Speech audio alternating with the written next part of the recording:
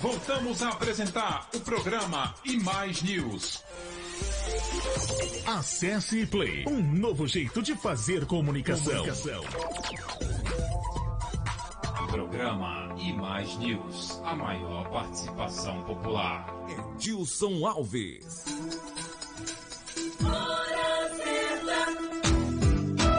10h19 em Camaçari, Bahia, Brasil. Ele já está por aqui, não é? Antes tarde do que nunca, o professor Edivaldo Júnior, para bater aquele papo com a gente nesse tempo que nos resta. A menina Luana Veloso recebeu um recado aqui, o Juriti tá dizendo aqui, trabalhando, viu? E aqui onde estou, qualquer gotinha de erro vira tempestade de problemas. Fale para a Luana aí que para combater a tal da virose, o remédio é xarope, limão, mel e conhaque de alcatrão. Agora, muito cuidado para não se embriagar. Tá aí a dica, hein? Você que tá em caso de virose, bota a vitamina C pra dentro e uma cachaçinha pra dar uma esquentada. O Juriti não vale nada. Grande Juriti, obrigado pelo carinha trabalhando e aqui, ó, com o fonezinho ouvindo a gente. Isso é gostoso demais. Edivaldo, bom dia, seja bem-vindo aqui. TV, Acesse Play. Agora é TV, não é mais rádio, não. TV, né? Coisa boa, coisa boa. Obrigado, bom dia. Obrigado a vocês por me receber aqui mais uma vez. Pelo carinho, a paciência que vocês têm comigo, a forma que vocês me recebem aqui. Edilson, Luana, Almi. Muito obrigado. Estamos aqui para a gente falar um pouquinho dessa previdência aí. Que o governo hoje tenta emplacar aí no plenário, né? É, e essa reforma que tá dando muito o que falar, né? O negócio começou num imbróglio muito gigantesco. Cada dia que passa só piora a situação e não há esclarecimento para a sociedade. Vamos tentar aqui nesse tempo aqui esclarecer por que o governo deseja tanto essa reforma, professor Edivaldo. Eu costumo falar o seguinte, Edilson, que... Na TV lá também. Valeu, obrigado. Eu costumo falar o seguinte, que o governo, eu acho que um ajuste na Previdência Social sempre é importante. Então, de tempos em tempos, os governos precisam ajustar, porque a geografia da sociedade muda. Então, é preciso sempre dar uma ajustada. O Brasil, por exemplo, daqui a 10, 15 anos, a gente vai ser a 5ª maior população de idosos do planeta. Então, é necessário que a gente prepare o sistema previdenciário para receber esse contingente que vai adentrar, né, e vai precisar da Previdência Social daqui a um tempo. Só que eu acho que nessa reforma especial, eu acho que o governo federal veio com uma dose maior do que o necessário. Na ideia de economizar 1 trilhão e 200 milhões de reais em 10 anos, o governo acaba, ao meu modo de ver, jogando a conta do problema fiscal do país na casa das pessoas, no colo das pessoas mais pobres, né? E dos trabalhadores, né? Tanto para você ter uma ideia, que de cada 100 reais que a Previdência vai economizar, se a proposta do governo passasse, né, que já teve algumas alterações, do jeito que o governo queria, de cada 100 reais de economia, 83 reais, quem ia pagar era o trabalhador que ganha até 2 salários mínimos. Aí, então a minha tese aqui que eu discuto com o Luana está correta, essa Previdência, essa reforma da Previdência vai atingir os assalariados, é isso? De forma geral, sim. Né? Se a gente pega o regime geral, Edilson, em média, o regime geral da Previdência, que é o RGPS, ele paga em média R$ 1.300 para os beneficiários. Então, não existe um alto salário na Previdência. E a Previdência Social, o regime geral, ele já tem um teto, que é de R$ 5.800, 800 e alguma coisa.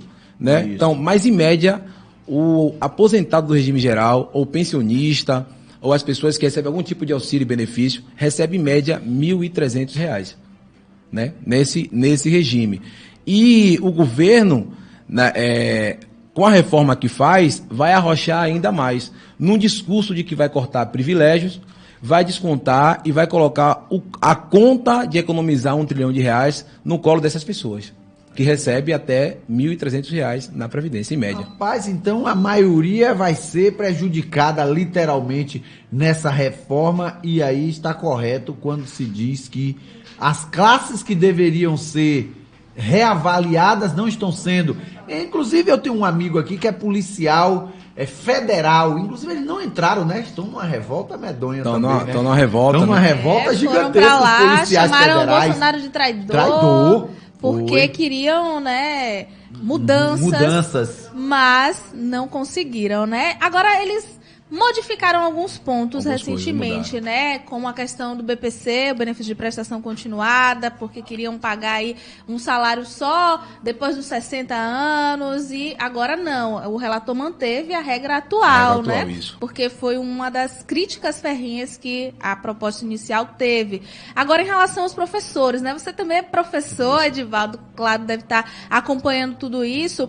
Eles colocaram agora, são 60 anos para homens, 57 para mulheres, né? E professor é uma profissão que tem muitos detalhes, né? Mexe muito com a voz e tem também aí umas questões, né, de sala de aula, enfim, e acabaram deixando essa idade. O que você achou, né? Falando especificamente dessa categoria que também esperava outras mudanças.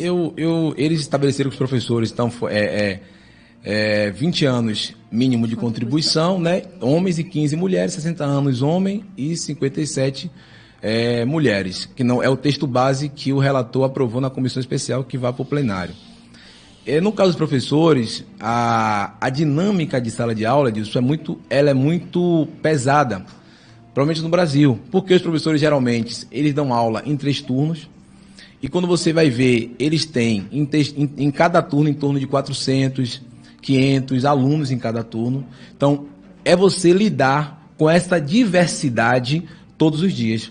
Então, são pessoas que têm vários problemas, com personalidade diferente, com pensamento diferente, com ideias diferentes.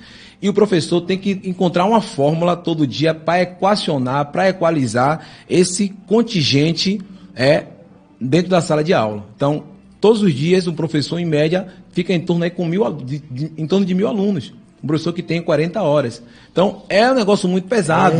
Então, imagine você, depois de 20, 25 anos de profissão, a sua condição psicológica é insuportável. Então, tem muitos professores aí, que já estão com 15, 20 anos de profissão, que sofrem de depressão, sofrem de ansiedade, que não suporta mais a sala de aula, que tenta se aposentar e não consegue. Problema de bursite. Problema de bursite, porque né, as escolas ainda utilizam o quadro com pincel. Né, muitas escolas não são digitalizadas para facilitar a vida do professor. Então, assim, para o professor, eu acho que o governo deveria ter dado uma flexibilizada melhor. Então, manteria, no meu olhar, manteria a idade mínima de 15 anos, poderia até baixar o homem para 57, né? Porque o governo, no meu olhar, o governo não leva em consideração alguns problemas sociais do país.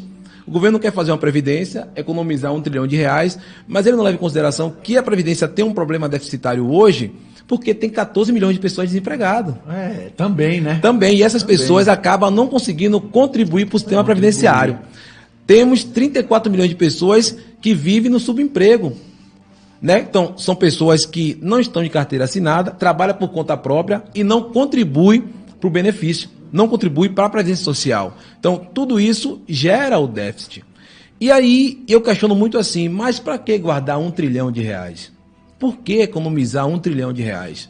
É a gente pensar em nossa casa. Então, se você ganhar R$1.000 e você falar assim a seus filhos, olha, meu filho, a partir do mês que vem, a gente vai ter que economizar R$200 todo mês, ou economizar R$200 todo mês desse 1.000. Então você sabe que você vai sacrificar os seus filhos para economizar esses 200. Com certeza. Não é? Então, alguma coisa você tem que cortar. Ou você vai diminuir o feijão, você vai diminuir o arroz, você vai diminuir a merenda da escola. Alguma coisa você vai ter que diminuir. E o meu problema a minha crítica ao governo é totalmente essa. Porque o governo só enxerga a solução do problema na reforma da Previdência. É a tábua de salvação hoje. Né? Então, para o governo, o Brasil vai se resolver com a reforma da Previdência. Você não tem uma proposta econômica, você não tem uma proposta de reativar a economia, de gerar emprego, de colocar as pessoas que estão na informalidade no mercado de trabalho. Né? Eu conversando ontem, até agradeci a ela, a Jamile Palmeira, que ela é formada em administração e está fazendo um mestrado na Faculdade de Administração na UFBA, e o tema dela é sobre Previdência Social. Foi uma pessoa que me ajudou muito a encontrar os dados, encontrar os números, e agradecer ela por essa parceria. E eu conversando com ela ontem, que o problema do governo, dos governos no Brasil, que no Brasil o governo é acostumado a querer ganhar muito. Então, os impostos é muito alto, as taxações são muito altas. Mas se você pega um trabalhador da informalidade, que provavelmente nunca vai contribuir para a Previdência Social, mas quando ele chegar a 65 anos, ele vai ter direito ao BPC. Então, é um cara que a vida toda trabalhou, mesmo na informalidade, mas sempre trabalhou, mas não contribuiu nada. Então, o que é que você faz? Você pega esse cara e fala, olha, você não vai contribuir como um trabalhador formal, mas contribui aqui com a metade do que o trabalhador formal contribui. Então, já vai entrar um recurso para a Previdência que não estava sendo contabilizado. Entendeu? Então, eu acho que o governo precisa pensar nessas coisas. Mas o governo só pensa em cortar, reduzir. Para o governo, quem ganha até 2 salários mínimos é rico. Né? Na pegada do governo, quem ganha até 2 salários mínimos é rico. Então, é um negócio que eu não compreendo. Quem ganha hoje, a gente sabe que o custo de vida do Brasil subiu muito. Até porque a gente é um país que exporta muita coisa de fora e hoje $1 vale R$4. Então, isso faz com que o custo de vida aumente num país. Então, isso faz com que o custo de vida aumente num país. Então, quem é um pai de família e mãe de família que hoje ganha R$5.000 e tem 3 filhos, não é uma pessoa rica. Não é uma pessoa rica. Não é? Quem tem um filho não aguenta com um salário mínimo, imagine com 3. Não é? Imagine. Então, alguém que ganha 5.000 conto e tem 3 filhos em casa, que paga a escola, porque os serviços sociais do país são deficitários. Então, pagam a escola, pagam o plano de saúde, não é uma pessoa rica. Então, mas na cabeça do governo, essas pessoas é uma pessoa rica. Eu brinco sempre assim, o governo inverte a lógica. O governo, em vez de trabalhar para aquele que ganha 1.000, 2.000, passar a ganhar 3, 4, 5, não. O governo quer que quem ganhe 10 passe a ganhar 1. Todo mundo no mesmo nível. É um negócio... Ele quer nivelar. É uma inversão, para mim, absurda de valores, porque a gente trabalha, a gente vive, cada vez mais para melhorar. Para melhorar o nosso salário, melhorar o nosso conhecimento, melhorar a nossa relação com as pessoas. Então a gente vive cada vez mais na ideia de melhorar. O governo pensa o inverso. O governo, em vez de trabalhar, fazer uma proposta que vai trazer aquele que ganha menos para poder, quando se aposentar, poder ganhar mais, melhorar a aposentadoria do cidadão, não. O governo quer fazer com aquele que ganha 10 puxar para baixo, porque na ideia do governo, que ganha R$10.000 no Brasil é rico. Claro que é um dinheiro bom em um país de uma desigualdade enorme, né? Mas não é rico quem ganha R$10.000. É porque também está equiparando com o salário mínimo, não é? Né? Que é super defasado. Defasado. É a base do brasileiro, né? Do brasileiro. Agora, Edivaldo, em relação a essas propostas, né, de mudanças aí da Previdência, existe alguém que vai continuar mantendo privilégios? Existe alguma categoria que vai ser privilegiada em detrimento de outras, né, que a gente já falou aqui que serão prejudicadas? Eu acho que o presidente ele deu uma aliviada para seus companheiros dos militares. Né? Tanto que ele não mandou junto para o Congresso o projeto no mesmo tempo. Então ele mandou depois. Sim.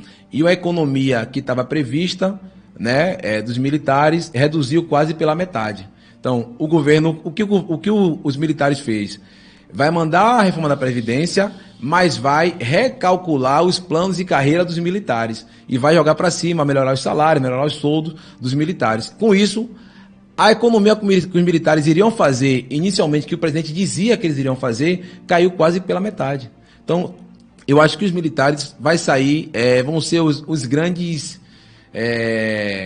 privilegiados desse esforço nacional de equacionar o déficit da Previdência.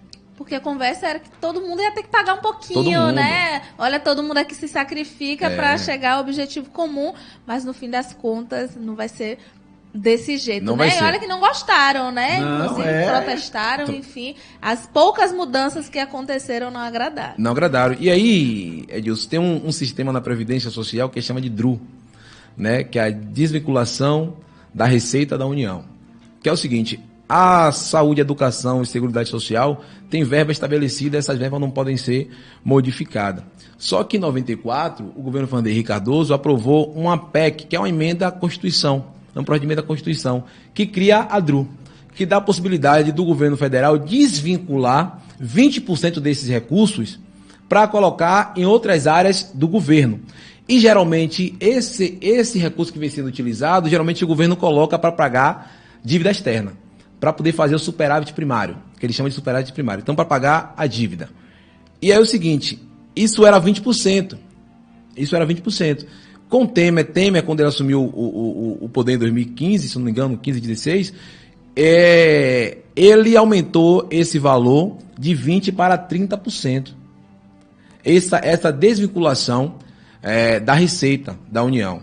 Então, só da Previdência, com essa desvinculação, o governo federal, em 2017, tirou 97 bilhões de reais da Previdência Social e colocou num buraco sem fundo, como disse Ciro Gomes, num buraco sem fundo da dívida externa para fazer o superávit primário.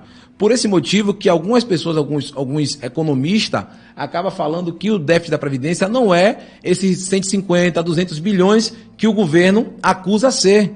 Porque, na verdade, o governo provoca o déficit quando ele tira o dinheiro da Previdência e coloca em outro lugar.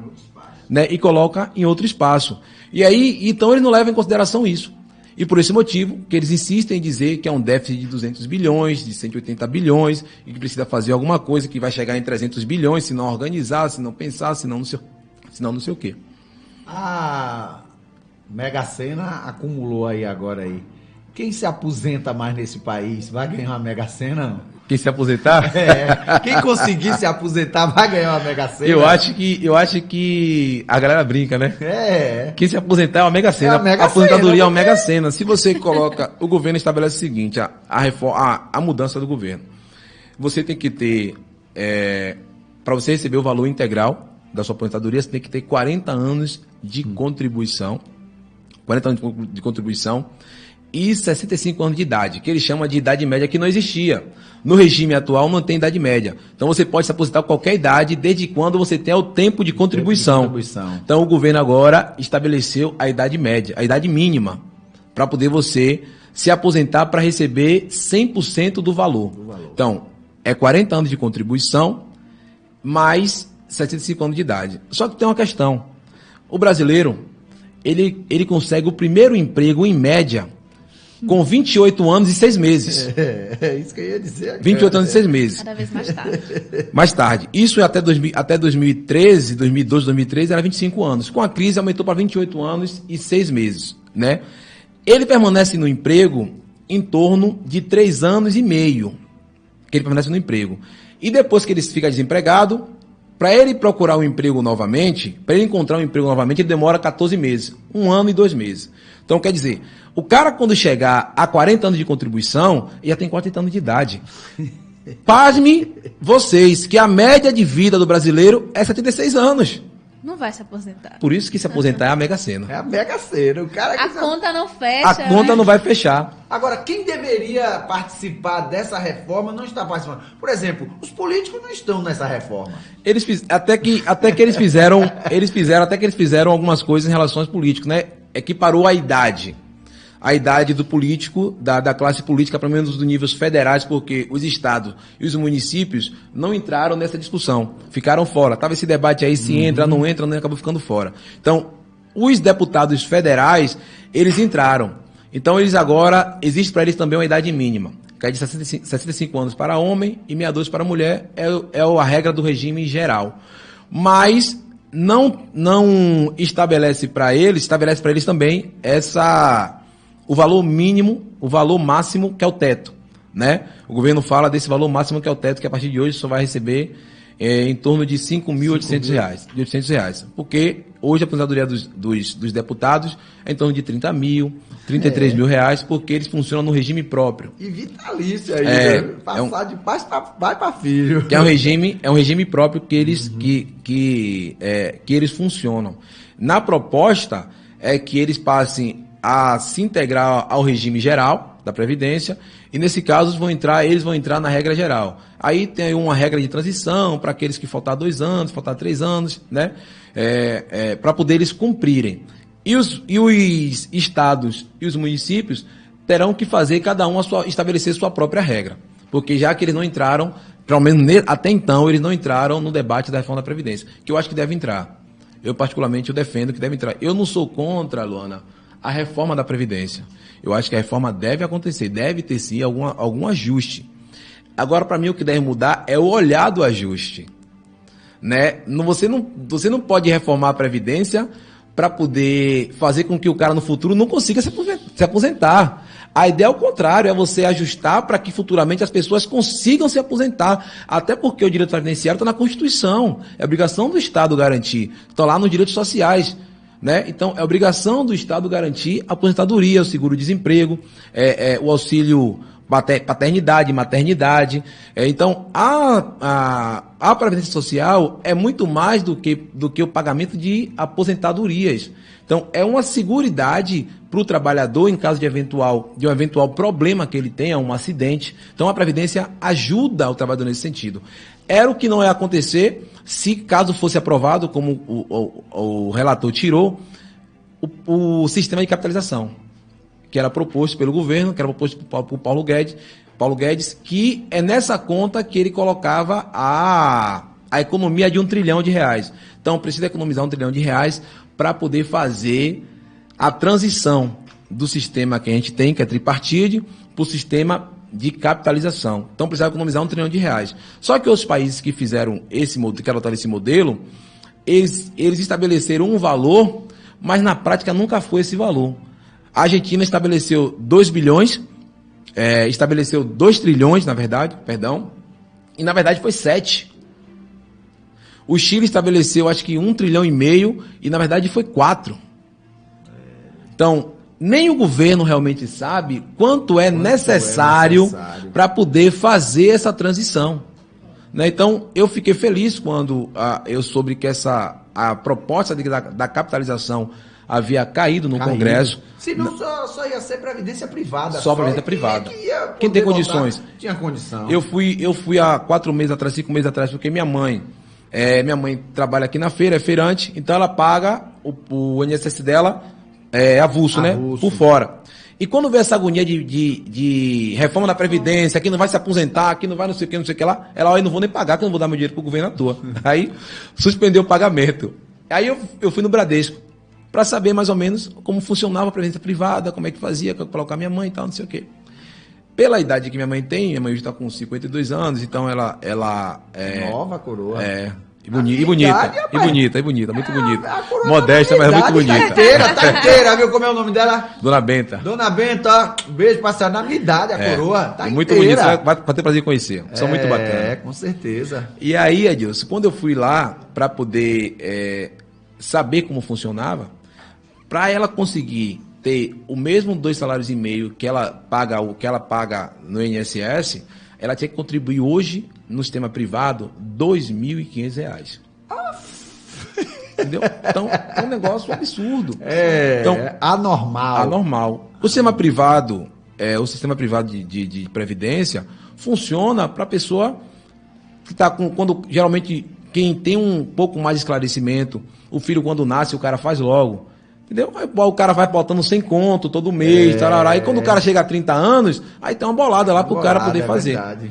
E tinha outro problema, né? Então, essas garantias que a Previdência Social do Brasil garante para o trabalhador, essa seguridade tipo auxílio-doença, né? Auxílio paternidade, auxílio maternidade. Então, essas coisas que a Previdência Social garante, no setor privado não tem isso. Não tem isso. Então, o sistema geral, se você se desemprega hoje, você ainda fica coberto, acho que por 6 meses, se eu não estou enganado. Isso. Você ainda fica coberto por 6 meses, mesmo estando sem contribuir. No sistema privado não ia acontecer isso. Se você desemprega, se você para de contribuir hoje mesmo você deixa de estar coberto pelo sistema privado. Então, eu fiquei muito tranquilo fiquei mais tranquilo, na verdade, quando vi que o relator tirou da proposta essa ideia do sistema de capitalização. Tem aí, tem uma pergunta aí também, viu? Uma semana decisiva, né? Porque hoje começam as discussões, depois no de plenário. passar aí o texto base, né? Hoje começam as discussões, o presidente da Câmara, Rodrigo Maia, inclusive, parece que tem pressa, né? Agora está ali muito focado nisso. Então, vai ter a fase agora da Câmara, as discussões. O Onyx Lorenzoni disse, inclusive, que já tinham, 330. Quórum suficiente para aprovar, porque eles precisam de no mínimo 308. Se ele está numa média de 330, passa ainda com folga. Como você vê a importância dessa semana para o futuro da Previdência? Será que eles conseguem agilizar? Porque tem um prazo também, né? E se não cumprirem, tem que voltar tudo do começo. Você acha que eles vão, de fato, focar e definir isso dentro desse prazo? Então, a ideia do presidente da Câmara é aprovar essa proposta de reforma, na verdade, até o fim, antes de começar o recesso dos parlamentares, para aí já mandar para o Congresso e o Congresso poder fazer o trabalho. Eu acho que, com as alterações que foram feitas, então o BPC manteve como está, como funciona hoje, tirou essa ideia da previdência privada, né, desse modelo de capitalização, com as alterações que o relator fez, eu acho que melhorou a condição do governo, né, a chance do governo aprovar essa proposta. Mas ainda tem alguns entraves, né? Ainda tem algumas coisas que eu acho que ainda isso vai causar alguma complicação. Um exemplo, pensão por morte. Então, hoje, se o marido ou a esposa faleceu, você recebe a pensão, o valor da contribuição do seu ente querido que faleceu. Na proposta do governo, e que o relator não alterou isso, então se a pessoa, quem fica, só vai receber 60% do valor. Não recebe mais o valor integral. Só recebe 60% do valor da pensão. E mais 10% por dependente, se houver dependente. No caso, filho, né? Geralmente filho.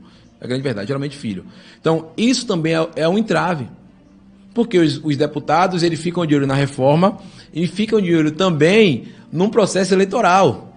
Né, que muitos deputados têm a pressão de ser candidato a prefeito, né, nas suas bases, nas suas regiões. Então, eles ficam de olho na reforma e ficam de olho também num processo eleitoral. Então, qualquer coisa que dê a ideia de que as pessoas mais simples, mais pobres, vão acabar pagando o custo dessa previdência, os deputados dão uma segurada. Mas eu acho que algumas coisas acho que deve se alterar. Eu acho também que se manteve como está, até eu não falei sobre isso, a questão do trabalhador rural, que o governo também tinha a pretensão de alterar, né, a aposentadoria do trabalhador rural, de 15 anos de contribuição para 20 e de 60 anos do homem para 65 e mulher de 55 para 60. Então, o Congresso resolveu manter a regra atual, até porque a média de vida na zona rural é de 72 anos para mulheres, 70 anos para mulheres e 73 anos para homens. Imagine um cara se aposentar com 65, já tem mais 8 anos só para gozar da aposentadoria. Imagine. E depois ia ver Jesus. E não compara com zona rural com a cidade. Não compara. Alguma, não tem como. Totalmente braçal, né? Completamente. Uma rotina extenuante. Eu falo muito com meus amigos que eu vi no interior. Eu falo assim, rapaz, se você vai no interior, né? E as pessoas, você vê pessoas com 40 anos, o cara parece estar com 55. Está com 60 anos, porque é muito sol, o trabalho braçal, né? Então é muito cansativo. E essa coisa da zona rural e da cidade, pra você ter ideia, no sudeste do país, a média de idade é maior do que a média nacional. É de 77 para mulheres, né? De sobrevida, 77 para mulheres e 79 para homens. Já em algumas regiões do Nordeste, é de 70 para mulheres e 73 para homens. Veja como cai. Porque o Nordeste ainda tem uma zona rural ainda muito forte, né? Somente o semiárido. Então, algumas áreas ainda são subdesenvolvidas, assim dizendo, né? Entre aspas. Então, eu acho que é uma semana, Luana, importantíssima para a reforma da Previdência. Eu acho que a Câmara, eu acho que a participação do Rodrigo Maia tem sido muito importante, até no ponto de vista de trazer um maior equilíbrio entre essa proposta do governo e uma proposta real, colocando sempre a conjuntura social do país, a formação social do país. Eu acho que o Rodrigo ele tem essa sensibilidade. Acho que acho que a participação dele nesse processo vem contribuindo, né, para isso acontecer. Eu acho que talvez se não fosse essa participação dele trazendo uma serenidade e uma responsabilidade para a base do governo, dificilmente o texto base que foi aprovado seria esse. Né? Provavelmente seria aquilo que o governo pretendia no início quando apresentou a proposta em março. Tem uma pergunta aí do nosso telespectador, mais do que especial, viu? Uma pergunta para o professor Edivaldo. Bom dia, Edilson. Bom dia, Almi. Bom dia, Luana. Bom dia, meu amigo Edivaldo. Esse preto aí que tem meu respeito, viu? Um ser humano de luz, uma pessoa inteligentíssima, né? Uma referência aqui para nossa cidade de Camaçari. Um professor maravilhoso que está aí sempre, né, trazendo sua inteligência para a gente e as notícias atuais. Eu quero fazer uma pergunta para meu amigo Edivaldo.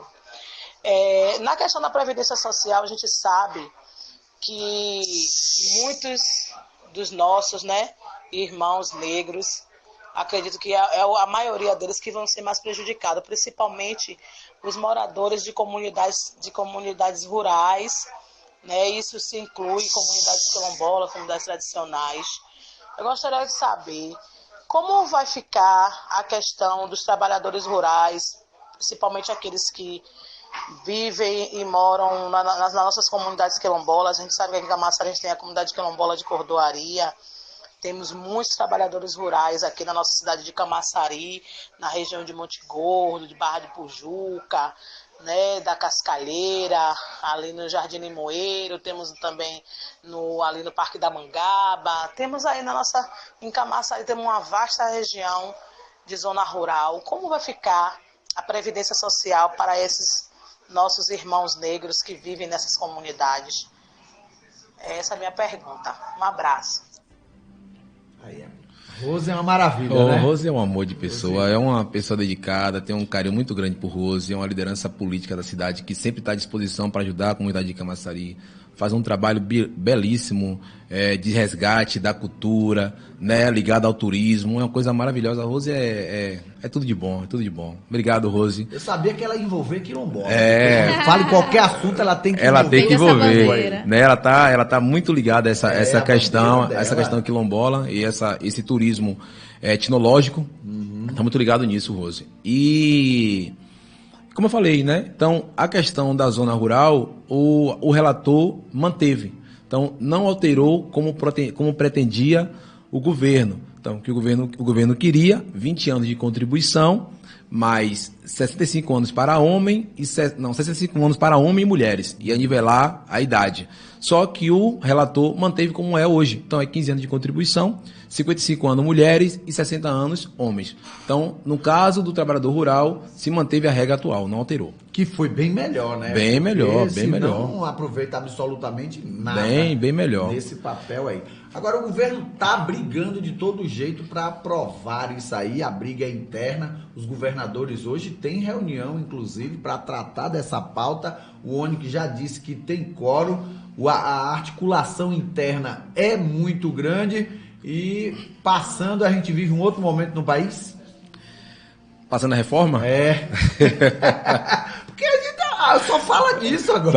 Só falamos disso, né? Ô, Edilson, essa preocupação dos governadores é para que os estados entrem num debate, na discussão. Só o governo quer barganhar, né? O governo, para colocar a discussão dos estados agora, eles querem pressionar os estados em algumas questões que os estados estão resistindo. E por que é importante colocar os estados agora? Porque senão é uma nova batalha nos estados. Né? Então, na verdade, você não resolve o problema da Previdência Social. Os estados brasileiros estão quebrados. Muitos estados não conseguem pagar a folha de pagamento, atrasa a folha de pagamento. E o governo, para colocar os estados dentro desse debate agora, eles estão barganhando, né, querendo que os governadores tomem algumas medidas que os governadores não querem adotar, não querem tomar, incluindo baixar algum imposto, alguma coisa nesse sentido. Eu acho o seguinte, Edilson, eu acho que passando a reforma, já que o governo diz que a reforma é a grande questão para a recuperação da economia, para a geração do emprego, para a retomada do crescimento da renda do trabalhador, passando a reforma, eu espero que o governo apresente um projeto econômico. Eu espero que o governo apresente uma proposta que venha levar o país a esse caminho, a gerar emprego, a recuperação da renda, né, a melhorar as condições sociais do país. Porque se o governo ficar acreditando que só a reforma da Previdência vai resolver, não vai resolver. Até porque o impacto dessa reforma não é para esse ano. acredita-se que o impacto da Previdência, dessa reforma, o governo só possa sentir depois de 2 anos dela aprovada. Só depois de 2 anos dela aprovada. Então, o impacto não é para agora. O governo, então, precisa entender que as medidas que ele precisa tomar para retomar o crescimento e gerar emprego e renda precisam ser tomadas para agora, para hoje. O brasileiro não aguenta mais esperar mais 4, 5 anos com 13, 14 milhões de pessoas desempregadas. O comércio não aguenta, a economia não aguenta. Né? A economia não aguenta. Então, para mim, só muda alguma coisa, porque eu acredito o seguinte, o governo está nesse sentido. Eu vou acreditar sempre na melhor possibilidade. Então, eu acho que o governo focou as energias em aprovar a reforma, porque é uma reforma importante, né? Então, ele focou as energias nisso e não pode cuidar de outras coisas, porque se desviar o olhar, não consegue aprovar. Eu vou acreditar que seja isso. E que talvez passando a reforma, o governo então vai se debruçar sobre essa questão da recuperação econômica. No meu olhar, só conseguimos resolver esse problema se o governo apresentar uma solução para essa questão. E também o governo precisa, e já é um assunto que já vem sendo debatido no Brasil há mais de 10 anos, uma reforma tributária. É necessário fazer uma reforma tributária. Já tem economistas que falam que só a reforma da Previdência não consegue abarcar o problema do país. Se não acontecer uma reforma tributária, você, como é que se diz? O problema, você vai só conseguir empurrar o problema um pouquinho a mais. Você vai só amenizar com a reforma da Previdência, a verdade é essa. Você vai amenizar, mas você precisa resolver fazer essa reforma tributária. Se você tem ideia, só aqui a nível de informação para a gente aqui rapidinho, que o tema não é tributário, mas um trabalhador que ganha até 2 salários mínimos hoje no Brasil, ele paga mais imposto do que um trabalhador que ganha 10 salários mínimos. Então, é preciso que o governo reverta isso. Não tem lógica quem ganha mais, quem ganha menos, pagar mais. Pagar mais. Né? Essa reforma também não tenta fazer isso? Não. Quem ganha mais, paga mais, quem ganha menos, paga menos? Em tese, sim. No olhar do governo, sim. Mas quando você olha os números, tem um artigo muito bacana que saiu no Valor Econômico, aconselho a leitura. Quando você olha os números, não é isso que acontece. Né? Então, aquilo que eu falei, de cada 100 reais economizado, 83 reais da economia desse 1 trilhão, 83 reais de cada 100 é do trabalhador que contribui, que ganha até 2 salários mínimos. Então, teoria é uma, mas na prática é outra. Então, o governo faz um discurso de que vai reduzir privilégios e que vai modificar a regra do jogo, mas, na verdade, o que vai acontecer é isso. Então, já é um consenso entre a classe econômica de que quem vai custear, na verdade, essa economia é aqueles que recebem menos. E quem recebe menos é quem está no regime geral. É quem está no regime geral. Para você ter uma ideia, dos 34 milhões de benefícios do regime geral, só em torno de 500 e quase 500 mil e meio, né, 550 mil, recebem o teto, que é 5 mil e poucos reais. 67% dessas pessoas que estão no regime geral, 67,7%, recebem um salário mínimo. A grande maioria recebe um salário mínimo. E são esses que vão pagar mais aí, né? Vão pagar mais, né? Com a Previdência. Mais. E aí o que acontece? Quem se aposentava com salário mínimo não mais contribuiu com a Previdência. Agora vai passar a contribuir 7,5%. Então, se você se aposentava, você não contribuía. Mas a partir de agora, com a reforma, passa a contribuir. Passa a contribuir. Se você não pode, você pode juntar, né? Você pode ter uma pensão por morte e aposentadoria. Você pode ter as duas. Mas só que acontece, você recebe o valor maior integral e a outra, o governo vai descontar algumas taxas, alguns tributos, que aí ele vai mandar para o Congresso em forma de projeto de lei. Né? Depois ele manda um projeto de lei para dizer quanto % vai ser descontado sobre o excedente. Sobre o excedente. Né? Então, assim, na verdade, o que o governo faz o discurso de cortar privilégio, mas, na verdade, a Previdência caminha sempre num caminho de prejudicar ou de dificultar mais a vida daqueles que recebem menos.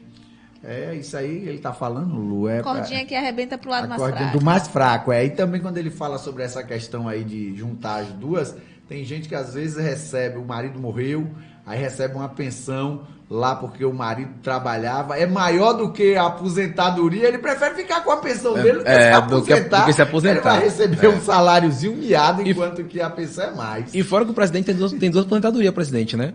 Se aposentou do Exército com 33 anos de idade, se eu não estou enganado. 33 anos de idade foi 30. E depois que ganhou a eleição, pediu aposentadoria no Congresso Nacional, na Câmara dos Deputados.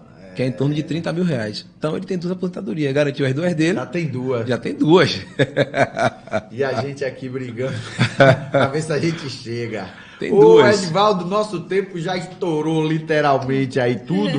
Senão a gente liga com o programa de meio-dia. Mas vamos marcar uma outra audiência aí, que a gente tinha um bocado de pergunta pra fazer aqui. Que não mexe com a vida do povo, né? Muita gente preocupada aí. Mexe com a vida das pessoas. E o tema é muito importante. Vamos esperar que vai ter essa reunião hoje, né? Eles vão se unir e a gente combinar com a produção pra gente ter um tempinho a mais, pra gente falar mais sobre esse assunto, que é o nosso futuro, né? É o futuro.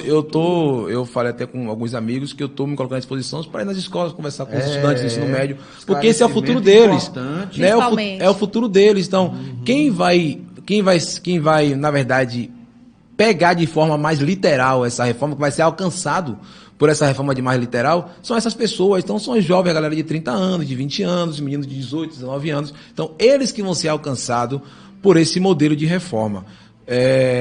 Então é isso. Então, só uma coisinha que eu não falei, que foi uma coisa importante que eu acho que caiu no Congresso também, que era que o governo queria estabelecer dentro da PEC que o valor do BPC ele iria ser definido a partir de um projeto de lei. Então, porque como é hoje, o BPC não pode ser maior do que um salário mínimo, porque estabelece a Constituição que ninguém pode ganhar menos que o salário mínimo. Só que o governo queria tirar isso da Constituição e para que isso fosse definido a partir de um projeto de lei, né? E que esses benefícios também não fosse vinculado ao salário mínimo, porque quando ele é vinculado ao salário mínimo, se o salário mínimo aumenta, ele aumenta também. E a Câmara, sabidamente, também não colocou isso no relatório, não foi aprovado, não foi adiante. Lulu. Acabou, né? Acabou o nosso tempo. Agradecer aqui a vereador Edivaldo Júnior, esclarecimentos importantíssimos, né? Todo mundo de olho aí nos próximos passos a respeito da reforma da Previdência. Esperamos ter outra oportunidade para falar mais sobre isso. Agradecer a audiência também de todos que nos acompanharam aqui na Acesse Play. E mais tarde eu volto, vamos falar aí sobre o esporte. Hoje é terça, né? Amanhã expectativa Copa do Brasil. Calendário esportivo brasileiro se reorganizando depois da Copa América. Com certeza. Professor Edivaldo, é sempre um prazer, satisfação tê-lo sempre aqui, os esclarecimentos e uma outra oportunidade para a gente tocar mais nesse assunto. Vamos sim. Obrigado, Edilson. Obrigado, Luana. Obrigado, Almir. Vocês são sempre maravilhosos. Me recebem muito bem. Muito obrigado. Estou à disposição. Quando precisar, é só comunicar que a gente chega. Obrigado também aos ouvintes. Ok, obrigado pelo seu carinho, pela sua audiência. Você vai acompanhar aí essa entrevista do professor Edivaldo também nas redes sociais, viu? Me queira bem, não lhe custa absolutamente nada. Um beijo no coração de você. 10h59.